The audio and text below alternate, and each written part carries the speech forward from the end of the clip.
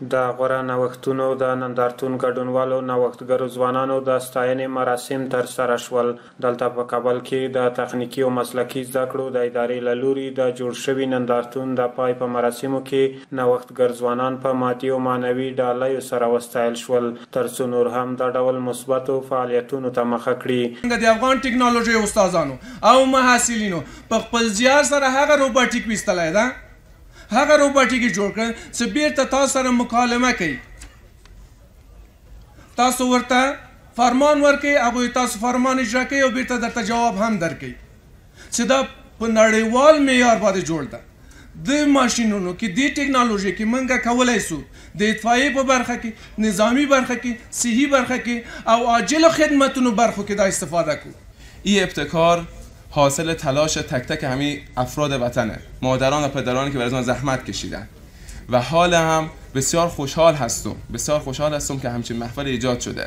با بعضی از سران و بعضی از بزرگان صحبت کردیم، اعلان حمایت کردن و مطمئن باشند که با اطمینان کردن به جوانان وطن، نه تنها که در صحنه اقتصاد داخلی و در صحنه‌های میتونیم که پیشرفت کنیم، در صحنه بین‌المللی هم مطمئن باشیم که می‌درخشیم. نمونه همون دو شاگردی که اینجا بودن. د اسلامي امارت مسؤلینو د ځوانانو لپاره د مناسبو کاري او ښوونیزو فرصتونو د رامنځته کولو ژمنې وکړې. ګورئ دا وطن ټوکر ټوکر ومزق كل ممزق، دلته په سوونو ډلې وې چې له حسده، له کینې، له بغضه، له عناده پکې بل هیڅ محصولات نه درلودو دې ډلو ټفلو. الله عز وجل د دغه نظام په برکت باندې هغه بده بیماري، هغه یو سخت حالت څه دی ولس ته نجات ورکړو، هغه تفرقې، هغه ډلتوب، هغه حسدونه کینې په اتفاق، اتحاد او په خوشحالۍ او په وحدت باندې رابدلې کړي.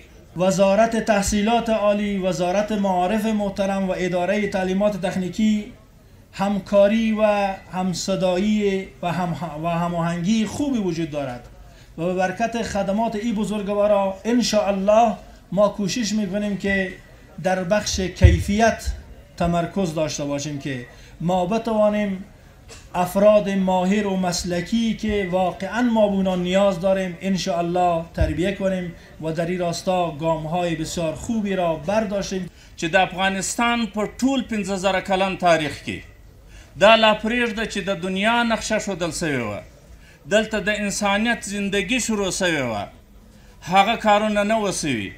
الله جل وعلا شانه د دغه امارت اسلامي د دې مشرانو په واسطه په دغه 2 کاله کې په ډیرو نیست وسایلو باندې الله جل وعلا شانه هغه سرته ورسول.